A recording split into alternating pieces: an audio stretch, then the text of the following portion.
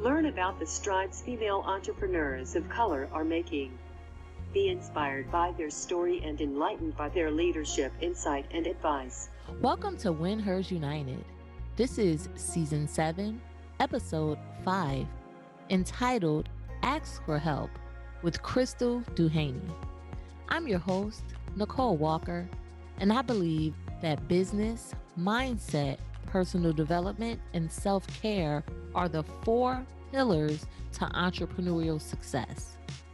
This is why WinHers United is your one-stop shop for business, mindset, personal development, and self-care conversations with winning women of color entrepreneurs. If you're a fan of WinHers United, be sure to give us a review on your favorite listening application. During this episode, we will learn more about Krystal's personal journey, her mindset practices, and her business insight. Krystal is a registered nurse, international board certified lactation consultant, and the founder of Milky Mama. Krystal was inspired to start Milky Mama after she struggled with breastfeeding. As a result, she created a product line of cookies, brownies, beverages, and supplements to help women produce more milk and make their breastfeeding goals a reality. Krystal has reached great success in her business and was recently named one of the 11 business owners to watch in 2021 by Yahoo Finance. So without further ado, get ready to listen to the interview. So Krystal, welcome. We appreciate you joining us today, and we're excited to learn more about you and your journey. Thank you so much for having me. I'm so excited to be here. You're welcome. So let's get started about you telling us about your background and what you currently do professionally. Yeah, so I am a registered nurse by trade. I've been a registered nurse for over 10, 15 years. And I became an international board certified lactation consultant after having my daughter, because it was so important for me to support not only my own breastfeeding journey that I struggled with, but also other parents around the country, around the world. So currently I own and I founded Milky Mama, and we are a breastfeeding support center. We have a breastfeeding support center in Southern California, and we also provide virtual lactation support. Oh, wow. That's awesome. And I believe that that's very much needed, right? Like a lot of women suffer. I know it hurt like hell, right? But in addition to that, people suffer with lack of being able to produce milk and all kind of stuff. So I think that's great. Exactly. Yeah, that's why I started my company, and why I started Milky Mama is because of that. I struggled with my son, and there really was nowhere to turn. You know, my doctor just said, give formula, which of course formula is just fine. It's not the end of the world, but it's not what I wanted for my journey. So Yeah. just seeing the support, not only for new mothers, but also new Black mothers, really kind of sparked something in me to hopefully create a change. Yeah. I love that. I love that. Okay. So tell us what you wanted to be when you grew up. Was it a nurse? No, it wasn't. When I was a kid, I wanted to be a vet. I had a love, and I still do have a love for animals. I would bring frogs and snakes and crows home to my parents' house and kind of, nurse them back to health, like bullfrogs. I had so many animals in the house, and my parents never knew about it until recently. My brother and I told them all these stories, and they were like completely shocked. Any kitten that I saw, any animal I would bring home, and I just, knew I was going to be a vet. But I didn't. I became a nurse, and still to this day, I love animals, and I still kind of wish, like, darn, I should have went to be a vet, because I just love animals. We have dogs and pets here. But yeah, surprisingly, I wanted to be a veterinarian. Wow. I was going to ask how'd that go over with your parents, but you answered that. I'm like, how? I'm just thinking, being a mom, like, I think I would like try to wring my kid's neck, which is a good thing they didn't know, right? She would have found out. I'm sure she would have been upset, but Yeah, but I love that although you didn't go into being a vet, it still was within the healthcare field and just helping humans, right? So still along the same lines. Yeah, of course. All right. So tell us about the kind of upbringing you had as a child, besides being adventurous, right? Because totally. Animals home. I had a great upbringing. I came from a two-parent home, and my parents were middle class. They worked really hard.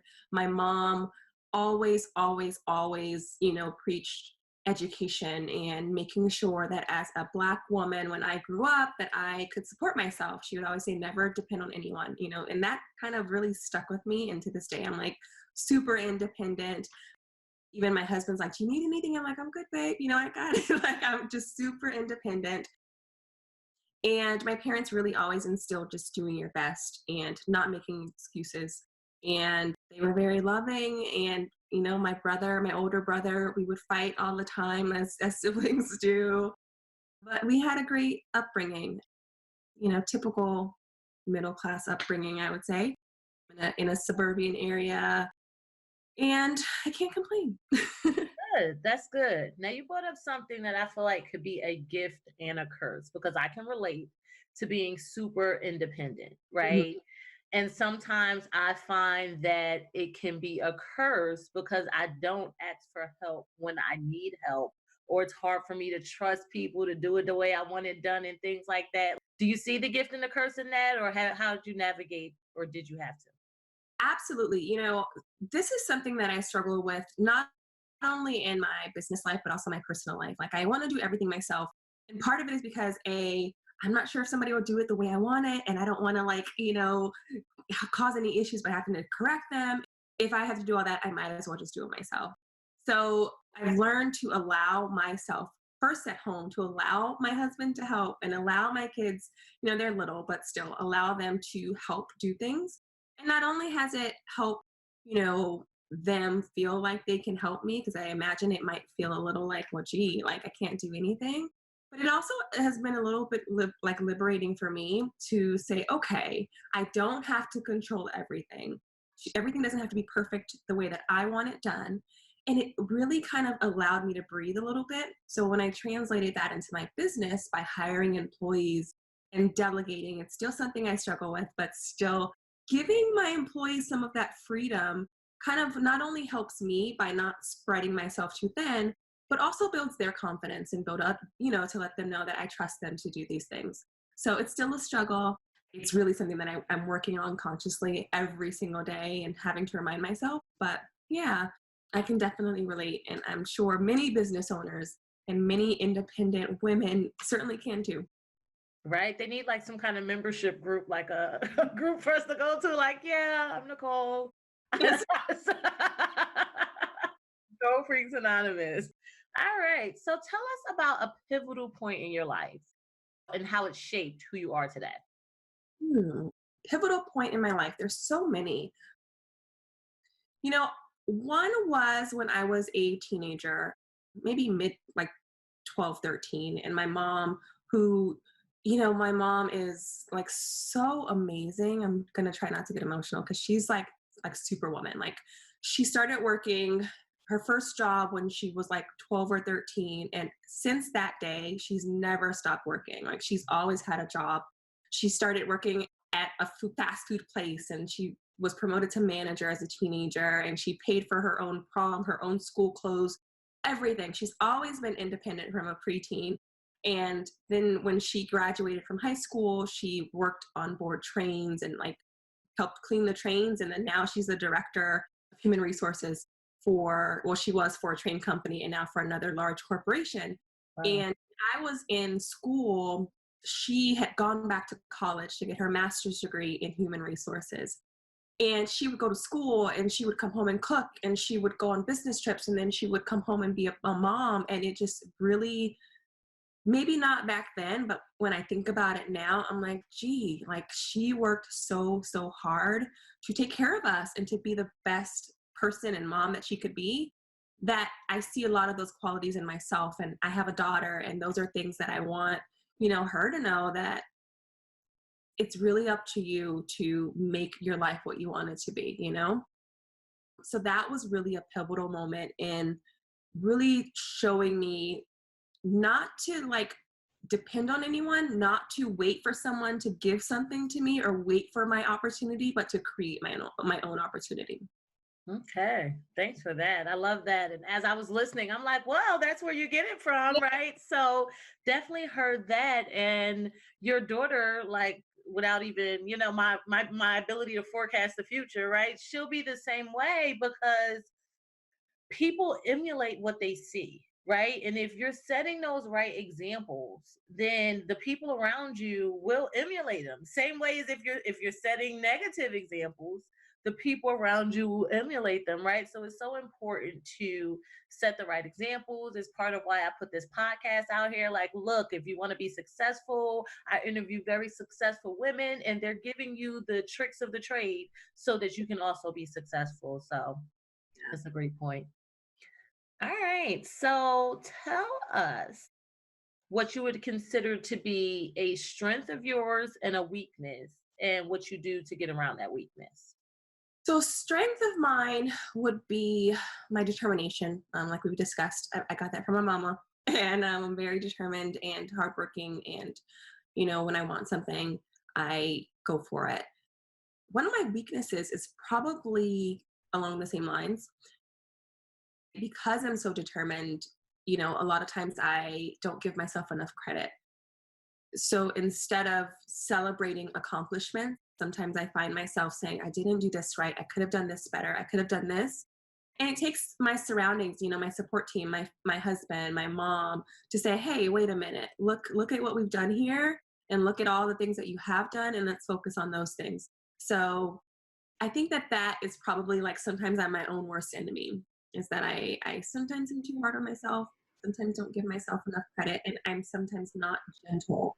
I'm harder on myself, I think, than than I am on my kids or others. We're self-critical of ourselves. So Yes, yes. Okay. So we are definitely cut from the same cloth. So, you're not alone. Don't feel bad. I totally understand. I love how your strength and your weakness is the same, right? Like something can play dual roles, right? So that's a great point to bring about. And I do agree, like when you're an overachiever, sometimes nothing is ever good enough, right? But you brought up a key point, and I utilize the same thing to get around my weakness, is having a great support system and having people in our corner that can see our greatness when we can't, right? Because sometimes you're so busy looking to the next mark or wanting the next thing that you don't appreciate what you have when what you have is great, right? Just an example, I made a list of the top 50 moms in podcasting, right? But I was number 37. So I happened to call one of my podcaster friends, and I'm like, ew, I don't know how I feel about being number 37. And she's like, Nicole, you're on the list. Do you know how many podcasts are in the world, right? But thank God for her, because I literally was down on myself about it, right? So, just painting that picture of how what other people see as great, if you're overcritical, you can see is not so great. So we need those cheerleaders in our corner. So that's awesome. All right. So tell us what you're currently doing to improve yourself personally and or professionally.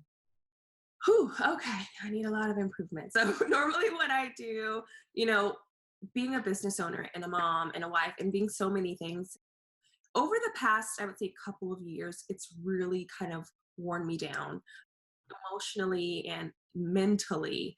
And I found myself neglecting myself because I was just always on the go, always taking care of all of this other stuff but me. So I found myself getting physically sick. I had shingles, I got vertigo, like one thing after another. I was like battling like waves of depression, and I was just, something has to change. Like I have this super successful business and my family is happy. What is going on? So I began to just look within and really start focusing on my own self-care. So I started meditating, yoga, really just making sure that I, even if it's for a minute a day, take a moment to just refocus and recenter myself and be grateful for what I have, and just kind of, recenter and rebalance things. And that has helped me both professionally and personally, because it's allowed me to have more of a clear vision and not, you know, get so caught up and foggy on that self-doubt that we mentioned earlier. It really allows me to be grateful and celebrate myself and celebrate the little things, no matter how small they are, even if it's, hey, today I worked out, or whatever, to celebrate that. And with that, I can have a greater outlook on what I want to do next, instead of beating myself up about the things that I haven't done, and wasting time on that. So that's what I've been doing. I've also been, educating myself a lot on business and educating myself, of course, about breastfeeding more, constantly learning and constantly finding ways to help, the community, the Black community, the breastfeeding community, the parenting community. Just, it's all about self-growth and not staying stagnant. Wow. Thanks for that. Now, how did you realize that, like your sickness, right? How did you realize it was from just stretching yourself too much? What made you realize that connection as opposed to it being, oh, this is hereditary. Oh, I picked it up, like that kind of thing? Well, it started, there were a bunch of like signs that I ignored. I mentioned I'm a registered nurse, and my husband will tell you that I never go to the hospital unless I'm like dying. Like everything is like, oh, that's just this. I'm good. I'm good. I'm good. Everything is I'm good, right? So prior to the physiological symptoms of stress, I was having anxiety and mood swings, and I just, would have really unstable emotions. Like I would be stressed out one day, and it just was a lot, and I felt very overwhelmed internally. But on the outside, I've got it all together because it was so important to me to have it all together.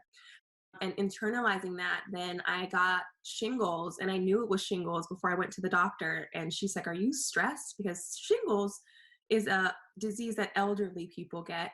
She said, "The only time I see young people with it is if they're under a lot of stress." And I was like, "Yes, so."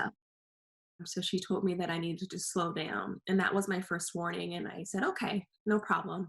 But I didn't. And then, 2 months later, then I'm like dizzy, can't see, crazy, like the world is spinning for an entire week. They said I had vertigo. So I was stuck in the bed for an entire week. And I felt like my body was telling me to slow down. And after that, I said, okay, let me reevaluate, find a new team if I need to, hire people if I need to. Let's not do this anymore. I don't want to feel this way, because I got vertigo twice before I realized this. And once I brought the right people on my team and started giving work away and really taking more time for myself and taking time to turn off my phone and my computer after a certain time and not stay up all night and eat and those types of things, I got better. And it just was kind of eye-opening to me that people think that running a business is so easy, that you just sit back and money rolls in or something. But, there's a lot. It really does take a huge toll on the business owner. So that's what, worked for me. I encourage all other business owners, if you're feeling that way, it doesn't mean that you're not doing a good job. It doesn't mean that you're failing or that you're not cut out for this. It just means that you need to focus on yourself, and you're important too. Yes, yes, yes. Thanks for that.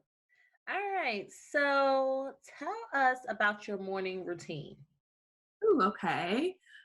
In the morning, I wake up and I play with my dogs. I let them outside for the morning.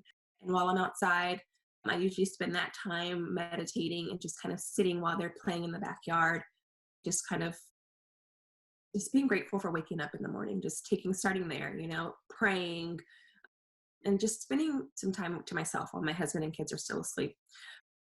And after that, I'll go inside and check my phone, emails, whatever, and then I'll probably do some yoga or do a quick workout, because it really helps me decompress from the stress from the day before. And then after that, my kids will get up and the craziness starts. And I think all mothers can relate, right, ladies? Or the kids are up, because once they're up, that's it. All bets are off. Right? It's either in the morning or late at night, right? So you got to pick your poison. Are you going to wake up super early, or are you going to stay up super late, because you got to find your time? So Exactly. Yes, I totally relate. All right. So tell us about the last book that you listened to or read. Ooh, the last book that I listened to, and I actually just finished it, was Becoming. And I also watched the documentary, and it just was really inspiring to me. I let my daughter watch it because it's really important to me that she sees other brown girls doing amazing things, you know? So we watched it together. I read her some of the excerpts. She's only 4, so she was like, "Okay, mom, this is a boring book." But still, I've read that book probably 2 or 3 times. I've listened to the audiobook. It's one of my favorites, so that's definitely the last one. I'm always looking for more really inspiring and exciting books, though. So if you have any recommendations, please let me know. Yes. So that's a question I asked the entire 6th season, but throughout the whole series of the podcast, every woman seems to talk about a book. So I said I'm going to maybe put something together. I don't know if I'm going to start a book club or just create a book list, but Yeah. that is one of my future to-dos. So tell us one takeaway though from the book. I think one takeaway is that people don't realize that being a Black woman, even not even in the public eye, just being a Black woman comes with so much Mm. that it's ingrained in us to be strong and to put on this strong face and to, not back down.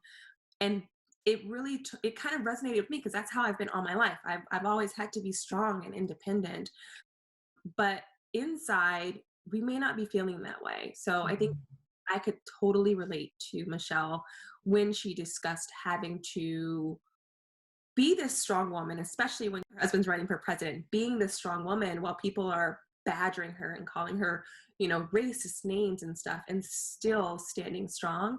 And it was just really inspiring to me that through it all, no matter what, she never budged. And no matter what she did, her husband supported her and she had a support team, which I think is just amazing. I think everyone should have someone to support them, whether it's a partner or, family or friends. You need at least one person that you can call and cry to, that gets you. So find that person somewhere, everyone. Yes.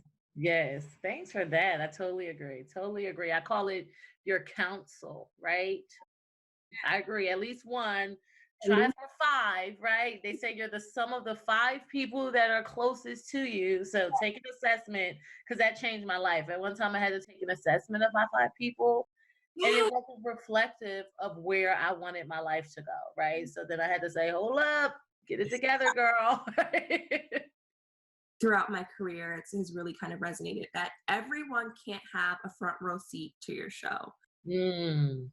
People can get tickets. There might be some people in the parking lot, but everyone cannot sit in your front row. And that was really important to me because you want to bring everybody with you, but some people, they aren't good for your energy. Right? Because you do. Like, I have that heart where I want to bring everyone, but sometimes carrying everyone can slow you down, right? So, Right? Yeah. yeah, thanks for that. Hey, this is Nicole. I'm cutting in for just a second to take Krystal's advice and ask for help. I need your help, guys. Please rate and review WinHers United on your favorite listening application, whether that's Apple, Spotify, iHeartRadio, Amazon, Google Podcasts, or whatever listening application you prefer. Give us a rating, a 5-star preferably, and a review. Write a review and let us know how you feel about WinHers United. And share WinHers United with your friends, your business besties, your family. Let's get the word out. This is me asking for help, and I really appreciate your support. All right. So, do you practice personal affirmations? Do we do as a family too. It's really important to us. We're kind of like we're not like hippies. I feel like we are though, but we're really into emotional health and your energy and just being happy. So we tell our kids, do your best, protect your energy. Those are some of our personal affirmations. Protect your energy. And I use that in every aspect of my life. Like if something is driving me crazy, I'm like, wait, is this something that I need to be spending my energy on? Or can I just, no, I'm good. Like protect your energy. I say it to myself every day, like multiple times a day, because there's so many times that I'm stressing out over something that it really isn't that big of a deal, or that I can get to somebody else to stress out about. So yes, that's one of my favorite personal affirmations, or as a family, that I can say too, is just protect your energy. Yeah, I love that. That's so funny. I told my daughter that literally, but I have a daughter that just turned 21. Oh, And I told her that the other day, and I think she thought I was attacking her. So she said, my energy is fine. And I'm like, calm down. like, I'm just saying, always keep it protected, you know? So yeah, I love that, and making sure that people understand, I guess, what exactly does that mean? exactly. People, I don't think they realize. I don't know if they mean like physical energy, but it just means as a whole. Like, there are so many people that you think are good for you, like how we mentioned earlier, but they aren't. And you waste your energy and your time and your joy on things that you don't need to. Like, life is short, and I like to live every minute that I can being happy and as relaxed as possible and not stressed out as possible, as much as I can. And if things that are insignificant are sucking energy out of me, it's time to reevaluate. It's like, look, like, are you giving me positive energy or negative? And if you're not giving me positive energy, then I don't need it. So, and that's led to some difficult conversations with maybe some friends from high school that we ain't friends no more because look, my circle is changing, and you always should have people in your circle that are at the level, or I like to have people that are above where I am, so that you have something to aspire to, and you can feed off of their energy and say, give me some of that what you got, so we can Right. protect your energy. Yes, I love it. All right. So tell us about your toughest struggle and what you did to overcome. My toughest struggle was becoming a mother for the first time. When I was pregnant with my son, my husband and I have been together for, it'll be 20 years. We've been together forever. It's been since middle school, and I'm 35 now. So we know each other in and out. Like, we grew up together, and we got married, and then we, got pregnant, typical like love story. And I expected everything to go as planned.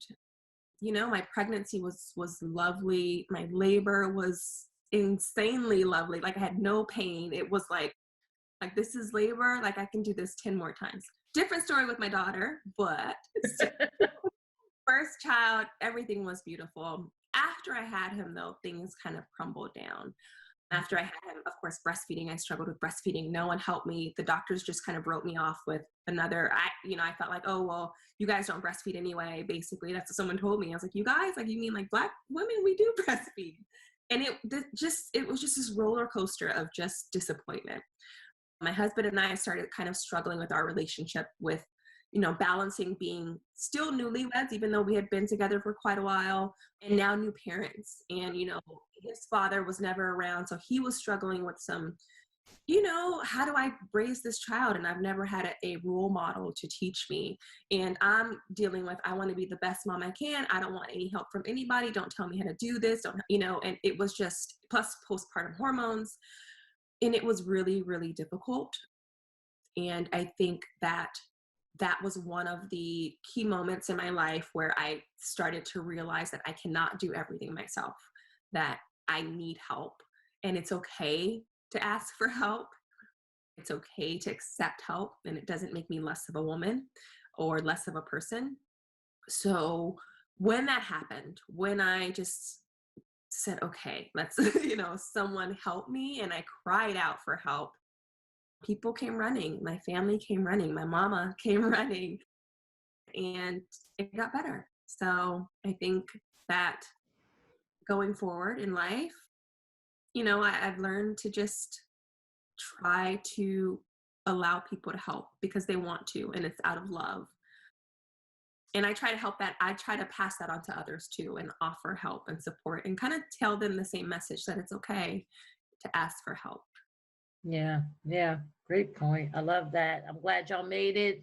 Look, 'cause I want to say, as I was listening to you, I'm like, I have two children. I had my daughter when I was 17. My son is 6, but like a year or two, and me and my ex-husband, we broke, my daughter father. I'm like, well, wait a minute. Was it because My husband is amazing. He's so supportive and he's the best. He really is. I'm surprised he puts up with me because I'm crazy, and he just is so patient with me and our children. And if he wasn't here to support me, it would be a different story. But yeah, he's part of my council. good, good. I love that. I love that. Yeah. And I love that you actually realized that you needed to cry out, right? Because who's to say what would have happened had you didn't, and I do agree with you that when we actually do cry out, it's people there where when you're silent, you can think like, oh, I'm all alone. I have no help, but it's like, it's not that you have no help, it's that you haven't raised your hand. People aren't mind readers. How do you expect someone to help you if you're pretending to be Superwoman? Then you get mad. Nobody helped me. When like you didn't ask. Like, yeah, no. It's an internal struggle that I deal with too. I'm sure that you can relate, but yeah. Yes, totally. All right. Okay, so tell us about an aha moment that you had lately and how you've changed as a result. Whew, okay. So my daughter is 4. She's going to be 5 soon. And I swear to you that she is the most intelligent and sassy. Like, I don't know where she came from, but she has taught me so much about just being a person and being a woman that I'm just like, well, gee, like, let's sit down. Tell me more. We were having dinner and I was like working on my phone and eating, and I wasn't really paying attention to the family. And so she's like, Mommy, and I'm just still on my phone. And she said, Mommy, time is passing by while you're on your phone. And I put my phone down and I'm like, wait, what? She said, time is passing by. And I almost cried because I was like, you are absolutely right. And from that moment, I've learned like work can wait. Things can wait. Like spending time with your family or spending time, even if it's by yourself, you don't get those moments back. So that was a huge aha moment for me. And I thank her for that because it really allowed me to kind of remember to be present. A lot of times we are so focused on little details that we miss everything else. Like, don't miss the forest for the trees. Like, you focus on these little trees, you don't see the big picture. So yeah, time is passing by. Yeah, I can relate. It's just like, first of all, you wonder like, where did you come from, right? Like my son has told me some things and I'm like, who are you? How old are you? And where did you come from, right? But then you're also grateful to have such a wise young child, right? Like, Yeah, exactly. She's gonna grow up and be great. Yeah, she's amazing. yeah, that's awesome. And I think that also goes to say that we can learn from anyone, no Right. matter how young, no matter how old, no matter what role. Don't think that you can't take something from someone. Don't think that you know more than whoever, because you never know what Mhm. piece of information can be given to you by the most unlikely source that'll change the course of your life. So, Exactly. Everyone has a lesson for you. Yeah, that's really important. yeah. All right. So tell us about a leadership practice or principle that governs your life. In the workplace, I really try to lead my team as an equal. You know, they've been with me since I've started this company, well, since I hired employees in the very beginning stages, and they're very much like my family. And I incorporate them in a lot of decisions that we make. So that way, no one feels like their contribution isn't valued, that we built this together, and I let them know that. I translate that into my household too. Like, as a family, we all make decisions on things because we like to allow people to have a voice, and I think that that's so important. Allowing our children to decide certain things, of course, with limits, because they don't pay no bills in this house, but allowing them to have a voice, I think is so, so important. And valuing that voice is so important. So I think that that's something that I translate both in my house and in my business as well. It's just everyone has something to say and everyone has the right to say something and they should be heard. I love that. Yeah, great point. Autonomy, right? I feel like in a lot of workplaces, they don't care, right? But I do have a question in relation to that. What do you do when you don't agree with what a person says or suggests? Like, how do you handle that one? So it depends on who it is. If it's one of my kids, I can say, oh, we'll do something differently. I guess if it's one of my team members, I can say the same thing. But I think it's really important, though, to not shut them down and make them feel like what they said wasn't important or that it wasn't useful, and still appreciate and thank them for their contribution. Thank you so much for saying that or telling me that. I'll consider it. Let them know that you're thinking about it as opposed to just saying, oh, no, I'm going to do something else. Because then it gives them no motivation to ever Mhm. voice their concerns or their opinion again. And I think it's always very important that even if we don't agree, or even if you say something that I don't choose or that I don't want to do, doesn't mean that I don't value what you said and that it's not important to me. Okay. Great point. Great advice. All right. Do you have a recommended resource to share with us and tell us how you utilize it? Recommended resource. I have a lot of resources that I refer to. The Bible I refer to if you're religious. If you're not religious, one of the other resources that I really refer to is myself. I listen a lot to myself and to what my body's telling me and what I need. So listen to yourself always and listen to others, whoever your team is. Find a team. That's a huge resource for me.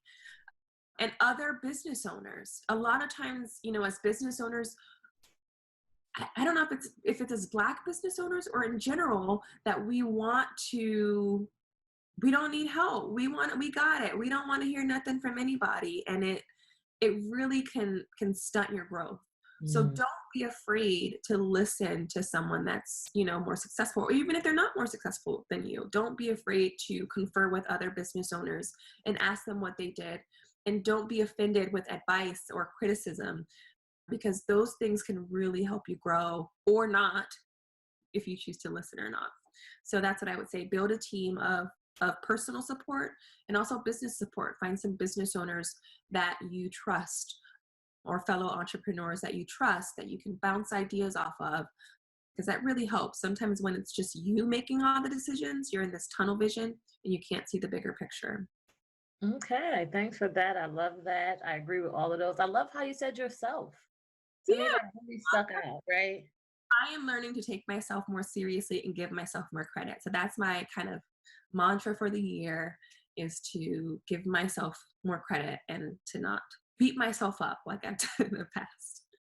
Good, good. So, do you have a favorite quote that you can share with us?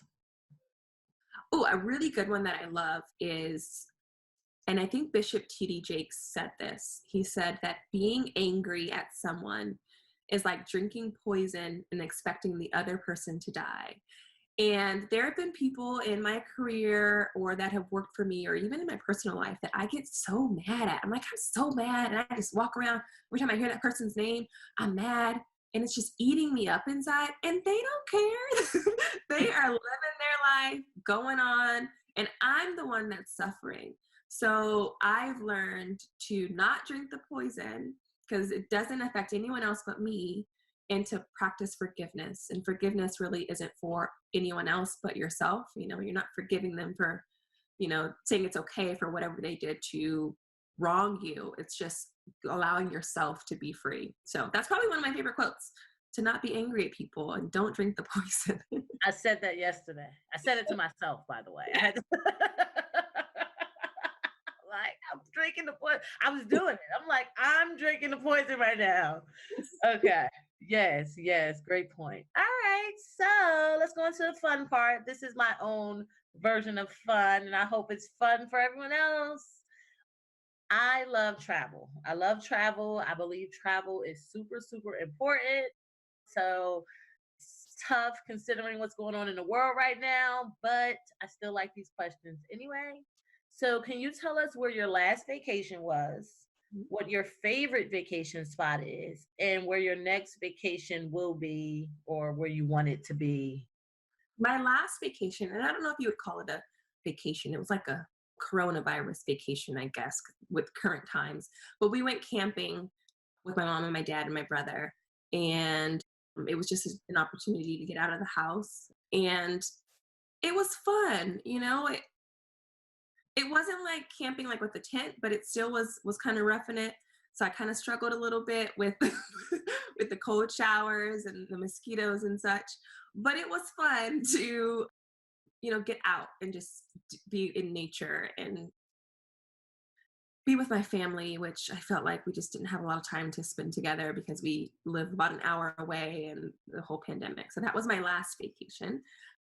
My favorite vacation was probably Hawaii. My husband and I went to Hawaii for our honeymoon and for our first anniversary, and it's definitely our favorite vacation spot.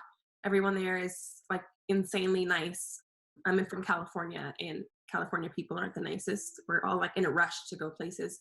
But in Hawaii, everyone's slowing down, and they're asking how you are. They don't even know you. And I'm like, wait, why are you being so nice to me? It's offensive. It's like, it is super duper nice. And it's beautiful there. So that's my favorite vacation. My next vacation spot was supposed to be Jamaica. My husband is from Jamaica. Well, he was born here, but his family is from Jamaica. And we were supposed to go there to celebrate our 10th anniversary, but the pandemic happened and unfortunately we can't go. So hopefully postponed it. Okay, thanks for sharing that. I heard they opened Jamaica back up, but it's weird. Like you got to go through a lot of things just to go there. It's a lot. And, I'm still afraid of getting on an airplane right now. Yeah. Now, where did you go camping? We went camping in San Diego. So it was right on the water, and I went fishing for the first time. It was completely like camping. We had so much fun. The kids loved it. I got sunburned. But I think what was most important is just being out and just being with family. That's so important to us and our family, is just spending time together. Yes, I love it. All right. All right. So before I let you go, Krystal, do you have any events, any offers? Tell the listeners where they can find you. Yeah. So you can find us at www.milky-mama.com, or if you are located in Southern California, you can check us out in Rancho Cucamonga, California. We offer breastfeeding courses online, lactation consultations virtually, everything that you would need really to support you from prenatal and throughout your postpartum journey. We offer birth doulas, tons of services to help support you throughout the pregnancy and birth of your baby. So if you need help, reach out to us. If you are interested in becoming a birth worker, we are offering a scholarship for Black birth workers. So if you want to be a doula, lactation consultant, anything in the birth work department, stay tuned for our application to apply. Oh, wow. Well, thank you so much. I think the work that you're doing is amazing. And I love that you are now helping other people to do it as well. That is so awesome. Thank you. You're welcome. Thank you again. We appreciate you joining today and sharing yourself with us. Thank you so much for having me. Thank you for tuning in to another episode of WinHers United. Be sure to go to winhersunited.com/podcast to read Krystal's entire bio and learn more about her and her business. As always, be empowered and empower on.